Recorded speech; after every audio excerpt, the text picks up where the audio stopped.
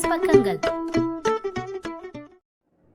Hi friends, இது மாலிகாவின் கேளுங்க கதை கேளுங்க. மானஸ் எழுதிய மலரே மௌனமா, அத்தியாயம் 90. அன்று சண்முகத்திடம் தன் மனதில் இருந்த அனைத்தையும் கொட்டிவிட்டார் சிவலிங்கம். மலரை செல்வத்துக்கு கல்யாணம் பண்ணி வச்சா மலர் மூலமா செல்வத்தை நெருங்கலாம்னு நினைச்சேன் சண்முகம். ஆனால் அவள் கல்யாண மேடையிலேயே அவன் அவளுக்கு மட்டும்தான் சொந்தம், அவள் சொல்கிறத தான் இனி கேட்பான்னு சொன்னப்போ அதை என்னால் ஏற்றுக்க முடியல. நான் ஒன்று நினச்சா அதுக்கு நேர்மாறாதான் எல்லாமே நடந்துச்சு என்று சொல்லத் தொடங்கினார். திருமணம் முடிந்து சங்கரியின் வீட்டிற்கு சென்று விட்டு திரும்பினார்கள் செல்வமும் மலரும். அத்தனை ஆசையாக மகனை காண வெளியிலேயே காத்து கொண்டிருந்தார் சிவலிங்கம். புது மாப்பிள்ளையாக வந்து இறங்கியவனின் முகத்தில் அவ்வளவு தேஜஸ், அதில் அழகும் கூடியிருந்தது. அதனை ரசித்து கொண்டே நின்றவருக்கு சட்டென்று சின்னதாக ஒரு அதிர்வு. இருவரும் எவ்வளவு பொருத்தம், எவ்வளவு அழகு! ஐயோ, எத்தனை பேரின் கண்கள் பட்டதோ என்று எண்ணி அவருக்கு கோபம் வந்தது. ஏன் காரில் வரவில்லை என்று சண்டையிட்டார். மலர் ஆசைப்பட்டா, அதான்பா என்று செல்வம் கூற அவர் முகம் சுருங்கி போனது. ஐயோ, தாத்தா ஆசை என்று முடிந்த அடுத்து மலரின் ஆசை என்று ஆரம்பித்து விட்டானே, இவன் ஆசை என்று எதைத்தான் யோசிப்பான் என்று எண்ணியவருக்கு கோபம் வந்தது. வீட்டிற்குள் நுழையும் போதே மலரோடு முட்டிக்கொண்டது. இரவு கல்யாண ஜொலிப்பில் இருந்த மகனை சிறிது நேரம் பார்க்க வேண்டி அவனை அழைத்து அருகில் அமர வைத்து ஏதேதோ கேள்விகளை கேட்டபடி இருந்தார். சில நிமிடங்கள் தான் கடந்திருக்கும். அதற்குள் மலர் வந்து இழுத்துச் சென்றாள். கோபம் வந்தது. மீண்டும் மலரின் மேல் அதிருப்தி, செல்வத்திடம் அதட்டல். இந்த கதை தொடர்ந்து கொண்டே இருக்க தான் நினைத்தது நடக்காது போனதில் கோபம் மொத்தமும் மலரின் மீது திரும்பியது. அவளை பார்க்கும்போது தன் அப்பாவை பார்ப்பது போலவே உணர்ந்தார். தான் தூக்கி வளர்க்க கொடுத்து வைக்காத பிள்ளையின் ஏக்கம் எல்லாம் தான் தூக்கி வளர்த்த ஆசை பிள்ளையின் மேல் வெறுப்பை வளர வைத்தது. தன் தந்தை பெரியவர் என்பதால் அவரிடம் கோபத்தை காட்ட முடியவில்லை. ஆனால் மலர் சிறு பெண் என்பதால் அவளின் செயல்களில் குறை கூறத் தொடங்கினார்.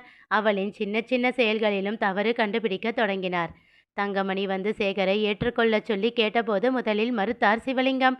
பேசி பேசி அவரை கரைக்க முயற்சித்தும் அவர் அசைந்து கொடுக்கவில்லை. இதில் கோபம் கொண்ட தங்கமணி, ஒருத்தன் என்கிட்ட ஒட்டவே மாட்டேன்றான், நான் வேணும்னு கேட்குற இன்னொருத்தனை நீங்கள் ஒட்ட விட மாட்டேன்றீங்க, கடைசியில் 2 பிள்ளைங்களும் இல்லாமல் நிற்க போகிறேன் என்று குற்றம் சாட்டியதில் சிவலிங்கம் வருத்தம் கொண்டார். அதன் பிறகு அவரிடம் மறுத்து பேச முடியவில்லை. சரி, உன் இஷ்டம், நான் உன்னையும் உன் பிள்ளையையும் பிரிக்கல, நீ என்ன செய்யணுமோ செஞ்சுக்கோ, நான் எல்லாத்துக்கும் தலையாட்டுறேன். ஆனால் இதனால் வீட்டில் ஏதாவது பிரச்சனை வந்தா உன்னை மன்னிக்கவே மாட்டேன் என்று விட்டார்.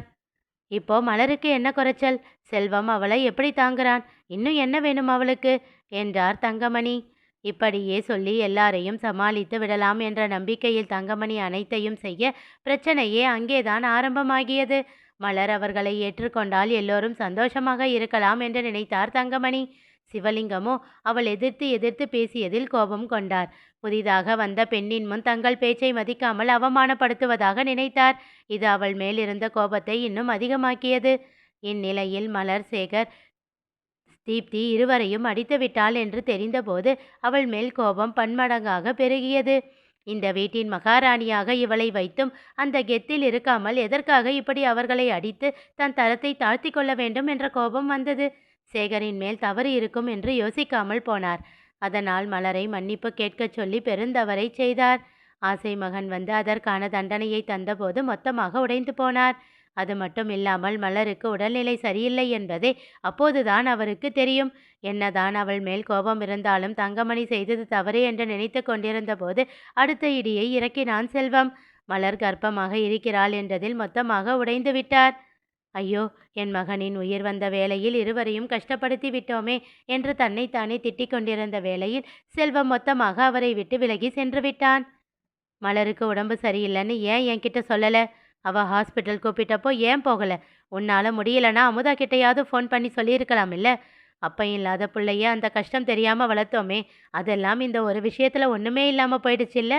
எல்லாத்தையும் மொத்தமாக கெடுத்து விட்டுட்டல்ல? அது மட்டும் இல்லாமல் இதுவரை செல்வம் என்கிட்ட நெருக்கமாக இல்லைன்னாலும் என் கண்ணு முன்னாடியாவது இருந்தான். இப்போ அதையும் கெடுத்துட்ட இல்லை? இனி உன்னை என்னைக்குமே நான் மன்னிக்க மாட்டேன் என்றவர் அதன் பிறகு தங்கமணியிடம் பேசுவதையே நிறுத்திவிட்டார். செல்வத்தின் நெருக்கம் எப்பவுமே கிடைக்காது என்று உணர்ந்து அதற்கேற்றவாறு மனதை எப்பொழுதோ தயார் செய்து வைத்திருந்தார் தங்கமணி. அதனால் அவன் விட்டு சென்றதை விட அவரை அதிகம் காயப்படுத்தியது மலரின் விலகல்தான். தான் தூக்கி வளர்த்த குழந்தை. சிறு வயதிலிருந்தே அவள் தன் மருமகள் என்று உள்ளுக்குள் வரித்து வைத்து அவள் என்றுமே தன்னோடு இருப்பாள் என்றே நினைத்து கொண்டிருந்தார். இப்போது அவள் இல்லாததை, அதுவும் வயிற்றில் குழந்தையோடு இருப்பவளை அருகில் வைத்து கொள்ள முடியாததை எண்ணி எண்ணி தவித்து போனார். 1 வருடமாக இந்த விஷயத்திற்காக மனதிற்குள் எவ்வளவு ஏங்கியிருந்தார். அந்த சமயத்தில் எப்படியெல்லாம் அவளை பார்த்து கொள்ள வேண்டும் என்று ஆசை வைத்திருந்தார். எல்லாமே போய்விட்டதே. எண்ணி எண்ணி தனக்குள் ஒடுங்கி போனார். அப்பா செல்வத்தை எங்ககிட்ட இருந்து பிரிச்சுட்டாருன்னு வருத்தப்பட்டுக்கிட்டே இருந்தேன்டா. ஆனால் பரவாயில்ல, அவர் வளர்த்து என் பையன் தப்பானவனா போகலை. நாங்கள் வளர்த்த பையன்தான் ஒரு பொண்ணுக்கிட்ட எப்படி பேசணும்னு தெரியாமல் இருந்திருக்கான். எங்கள் வளர்ப்பு தப்பாகிடுச்சு சண்முகம். அப்பா மேலே வருத்தப்படுற தகுதி கூட எங்களுக்கு இல்லைப்பா. மனம் கசந்து சண்முகத்திடம் புலம்பினார். அவனை மாதிரி பிள்ளையோட அன்பை அனுபவிக்கிற அதிர்ஷ்டம் எனக்கு இல்லை சண்முகம். அவ்வளோதான், எல்லாமே முடிஞ்சு போச்சு. இனி அவன் என்கிட்ட என்னைக்குமே நெருங்க மாட்டான். விரக்தியாக புன்னகைத்தார். அவரை முடிந்தவரை தேற்றி வைத்தார் சண்முகம். சங்கரை அழைத்து என்ன செய்தேனும் அவர்கள் இருவரையும் வீட்டிற்கு அழைத்து வந்துவிடச் சொல்ல சண்முகம் அந்த பொறுப்பை தான் ஏற்றுக்கொண்டார். இதை அவர் தன் அண்ணனுக்காக செய்ய நினைத்தார். அங்கே சிவலிங்கம் செல்வத்திடம் மன்னிப்பு கேட்க நெருங்கிய போது செல்வம் தன் கையை அவர் தொடும் முன் உருவி கொண்டதில் அவரின் உயிரையே மொத்தமாக உருவி எடுத்து கொண்டான். வெறுத்து போனார் சிவலிங்கம். எந்த மகனுக்காக ஏங்கிக் கொண்டிருந்தாரோ இதோ மொத்தமாக அவரை ஒதுக்கி வைத்து விட்டான் என்று புரிந்தது.